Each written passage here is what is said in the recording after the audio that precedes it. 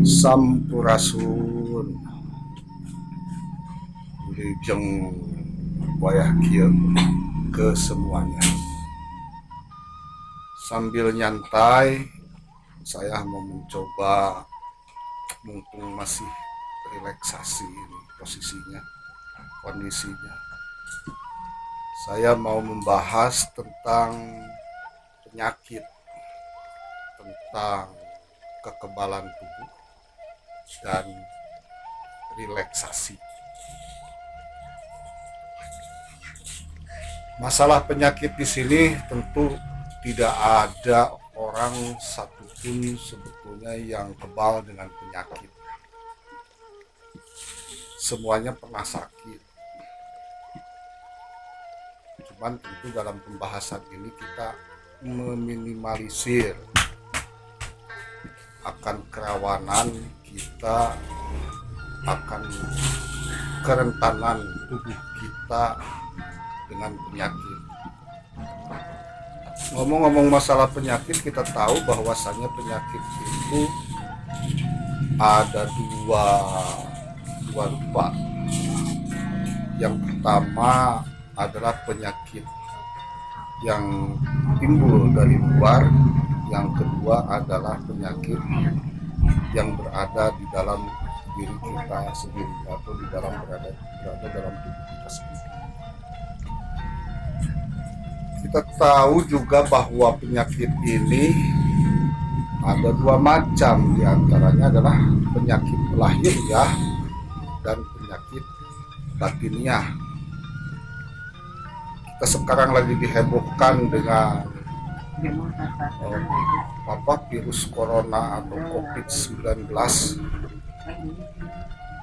sampai agar COVID ini tidak menyebar luas. Ada yang mengatakan jangan bicara COVID-19, katanya. Kita bicaranya KIP saja. KIP, bukan COVID. KIP itu kan bahasa Arab, artinya berhenti, jangan menyebar.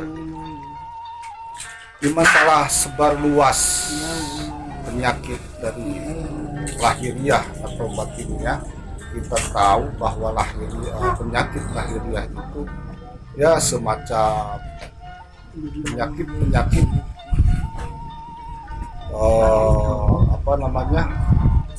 gitu ya yang menyebabkan. Di antaranya dari mulai asupan makanan itu juga bisa menyebabkan penyakit, seperti misalnya bisa menyebabkan mencret, diabetes lah, jantung, corona termasuk. Istilahnya itu adalah diantaranya termasuk penyakit luar atau penyakit yang disebabkan dari luar diri kita, luar tubuh kita, atau yang dinamakan dengan penyakit lahiriah. Kita pun tahu bahwasannya penyakit pun berada di dalam tubuh kita, berupa penyakit batiniah, semisal iri, dengki, jahil, kaniaya, istilahnya khianat. Nah, itu pun termasuk penyakit dalam atau penyakit batin. Begitulah kira-kira. Jadi tidak luput kita yang namanya penyakit itu, ada penyakit lahiriah dan batiniah.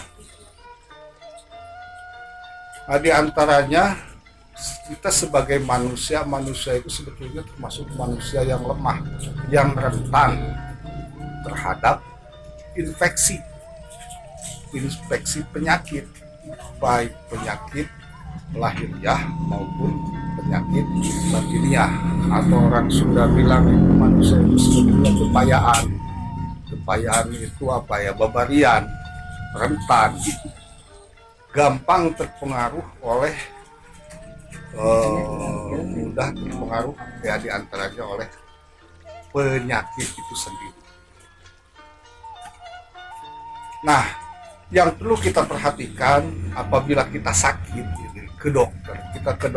Dokter itu selalu tidak lupa memberikan resep. Satu resep yang selalu tidak lupa diberikan oleh dokter, yaitu antibiotik. antibiotik yang fungsinya itu adalah untuk kekebalan tubuh. Dengan antibiotik ini dia membantu mempercepat kesembuhan tubuh kita sendiri. Begitu di antaranya. Jadi yang menjadi masalah sehingga kita rentan mudah kena penyakit itu adalah karena kekebalan tubuh kita, karena menurunnya kekebalan tubuh kita, kurangnya antibodi atau antibiotik yang ada pada diri kita. Kalau masalah kesehatan atau penyakit lahiriah, mungkin kita bisa menjaga pola makan, pola tidur, itu kan banyaklah istilahnya, diantaranya usaha-usaha manusia atau usaha-usaha orang untuk menjaga antibiotiknya, untuk menjaga kesembuhannya, kesehatannya. Mereka menjaga kesehatan dengan cara cuci tangan, misalnya memakai masker kalau kita kenal COVID-19, atau pola tidur yang baik, pola makan yang benar. Itu sering kita usahakan untuk menjaga penularan penyakit itu secara lahiriah. Kemudian yang dinamakan dengan penyakit batiniah, mengenai kekebalan tubuh itu kita tentunya mesti memperhatikan kesadaran diri. Inilah baik secara lahiriah maupun penyakit batiniah, salah satu upaya kita itu adalah yang pertama adalah menjaga kesadaran diri. Itu menurut saya. Memang istilahnya kita berusaha menjaga kesehatan atau tidak tertular penyakit, atau misalnya tidak rentan dengan penyakit, itu bukannya kita untuk memperpanjang umur agar kita tidak mati. Kalau masalah mati, semua orang itu pasti mati. Cuman di sini kan kita istilahnya harus ada usaha bagaimana kita agar menjadi manusia atau orang yang sehat, meminimalisir penyakit agar kita juga memiliki kekebalan. Nah, dalam usaha, menurut pandangan saya, menurut pemikiran saya, dalam usaha ini tadi saya katakan adalah masalah kekebalan tubuh. Kekebalan tubuh ini sebetulnya semua orang itu memiliki kekebalan tubuh. Cuma ada yang drop atau kurang, ada yang lebih, atau yang ada juga yang biasa-biasa saja. Pada dasarnya semua manusia memiliki antibiotik. Antibiotik di dalam tubuh manusia itu, pertama di dalam otak manusia, ini menurut dokter, bukan menurut saya. Katanya menurut dokter bahwasanya di dalam kepala kita itu ada yang namanya kelenjar otak, atau ada yang mengatakan zat melatonin atau sel-sel melatonin. Kelenjar otak atau zat melatonin ini adalah memproduksi, yang tugasnya itu dia memproduksi antibiotik, memproduksi kekebalan tubuh, atau memproduksi regenerasi sel tubuh. Kalau misalnya kita sakit, kalau misalnya ada tubuh kita yang luka, nah itulah tugas daripada zat melatonin itu, meregenerasi sel-sel yang telah mati. Itulah kira-kira istilahnya. Kenapa ada orang yang kebal bacok, kenapa orang ada yang kebal dengan penyakit dan lain sebagainya, atau orang yang luka tangannya kemudian dia cepat sembuh ketika itu cuman diusap doang, istilahnya dia bisa rapat kembali, itu sebetulnya diantaranya adalah karena zat melatonin yang ada pada dirinya diproduksi secara besar-besaran sehingga cepat sekali menyembuhkan penyakit. Nah, kemudian bagaimana agar kita dapat memproduksi zat melatonin ini secara besar-besaran agar tubuh kita mendapatkan regenerasi sel dengan cepat atau kita memiliki kekebalan tubuh. Nah, di sini di dalam istilahnya karena yang namanya kekebalan tubuh itu ada sangkut pautnya dengan otak, ada sangkut pautnya dengan pikiran. Berarti kita butuh dengan yang namanya relaksasi tubuh. Ini mungkin yang perlu kita perhatikan. Kita itu sering melupakan yang namanya relaksasi tubuh. Apa itu relaksasi tubuh? Relaksasi tubuh itu adalah menyantaikan, menenangkan, mendamaikan diri. Kita hidup itu selama ini suka sibuk, suka stres. Ini sebagai contoh. Kenapa manusia atau orang suka dengan yang santai-santai, suka dengan kebahagiaan, suka dengan kesenangan, suka dengan kesunyian, suka dengan keheningan. Karena pada dasarnya manusia itu butuh itu. Suka dengan melihat pemandangan-pemandangan dan lain sebagainya. Dan lain sebagainya, itu berarti kita itu membutuhkan relaksasi. Nah, relaksasi itu diantaranya adalah dapat menimbulkan atau memproduksi kekebalan tubuh dalam diri kita. Nah, di sini metode saya dalam menjaga atau memproduksi kekebalan tubuh itu ada dua cara menurut saya. Ya, selain istilahnya kita menjaga pola hidup seperti pola makan, pola tidur, selain secara lahiriah itu istilahnya kita pun perlu usaha batinnya. Nah, usaha batinnya, metode yang akan saya sajikan di sini itu adalah kenapa kita istilahnya oleh agama pun kita dianjurkan untuk berzikir. Nah, salah satu fungsi zikir itu adalah menenangkan hati agar kita itu rileks, agar kita itu tenang, jiwa kita itu damai. Itu salah satunya fungsi zikir. Kemudian agama-agama lain pun menganjurkan agar kita itu memperbanyak semedi. Kenapa demikian? Nah, itu pun antara lain adalah salah satu usaha relaksasi tubuh agar kita itu memiliki kekebalan. Ya, minimal kekebalan tubuh kita itu sedang, maksimalnya ya kita memproduksi kekebalan tubuh yang lebih gitu, dengan cara-cara tadi demikian. Namun di sini tentunya kita pun mesti disiplin dalam berzikir, berdisiplin dalam semedi. Kalau orang yang suka melakukan semedi misalnya,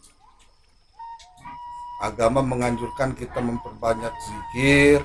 Selain memperbanyak zikir pun kita harus disiplin dalam melakukannya. Contohnya misalnya setelah maghrib atau setelah isya, bahkan agama pun menganjurkan kita bangun tengah malam atau sepertiga malam.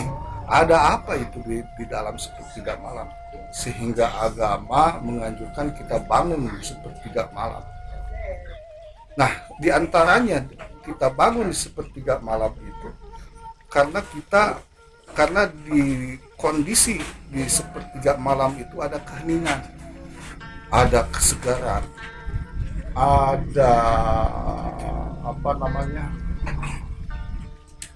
kesejukan, kedamaian. Nah, dengan kondisi demikian, dengan bangunnya kita pada waktu itu, maka tubuh merespon.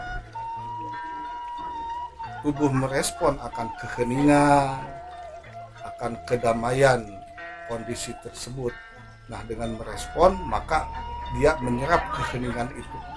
Maka terbawalah kita dalam suasana tersebut. Menjadi heninglah kita. Menjadi damailah diri kita di kala itu. Jadi yang pertama, cobalah kita untuk disiplin untuk berzikir kapan saja dan di mana saja. Yang kedua, cobalah untuk belajar semedi. Dengan semedi, dengan berzikir, kita pun melatih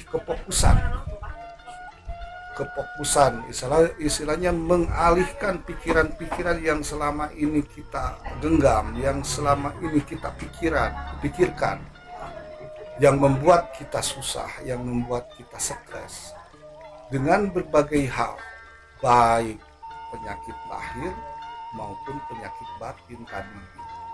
Nah, dikala kita mendapatkan kesetresan itu, jika kita mau mengheningkan cipta dengan diantaranya dengan zikir, dengan semedi, saya kira insya Allah bakal ada perubahan. Sebagai contoh, kenapa orang suka mancing di laut atau kita di danau gitu, mancing aja berapa lama. Atau misalnya kenapa orang suka melihat akuarium di rumahnya.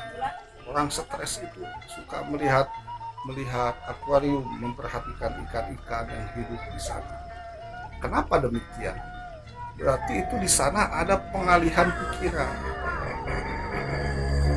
Pikiran kita itu tidak terlalu fokus ke hal-hal yang menyusahkan. Pikiran kita itu dialihkan dari kesetresan itu kepada sesuatu hal, sehingga kita lupa dengan kesetresan itu. Nah, begitupun fungsi zikir, begitupun fungsi semedi. Kita rilekkan pikiran kita rilekkan tubuh kita dari hal-hal yang istilahnya yang taruhlah tidak berguna atau negatif untuk tubuh kita, untuk pikiran kita, agar menghasilkan kekebalan. Jadi semakin orang fokus, semakin orang dia itu khusyuk dengan baik dengan zikir maupun dengan semedi, maka dia semakin banyak memproduksi kekebalan tubuh ya, yang berupa zat atau sel melatonin tadi. Saya tidak mau membicarakan kenapa orang-orang dulu itu kepada sakti, punya ilmu inilah itulah gitu. Orang luka tangannya diusap langsung dia rapat kembali ketika itu juga. Saya tidak mau mengatakan bahwa dengan metode-metode itu orang-orang itu pada sakti. Nah, menurut akliyah saya, pemikiran saya, kesaktian mereka itu didapat diantaranya dari itu, dari hasil dia berzikir, dari hasil dia semedi yang disiplin dengan waktu-waktu tertentu. Itu menurut saya. Jadi kesimpulannya, untuk memperbanyak kekebalan tubuh agar tubuh kita tidak rentan dengan penyakit, dengan infeksi, baik penyakit lahiriah maupun batiniah, diantaranya adalah ia gemar berzikir, yang kedua dia gemar semedi bagi orang-orang yang suka semedi.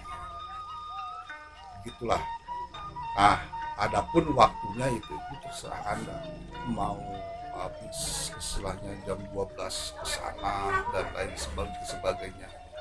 Cuman di sini yang terpenting adalah relaksasi tubuh atau mengheningkan cipta. Arti lain, kita menyetop terlebih dahulu pikiran-pikiran yang lain, kecuali dialah yang ada. Gitu. Dialah yang ada itu ya tentulah istilahnya Tuhan. Tuhan yang ada. Tidak ada diri kita selain daripada Tuhan. Nah, pikiran-pikiran yang lain itu di stop, kita fokus ke sana. Di antaranya melalui zikir dan semedi. Itu cuma menurut saya.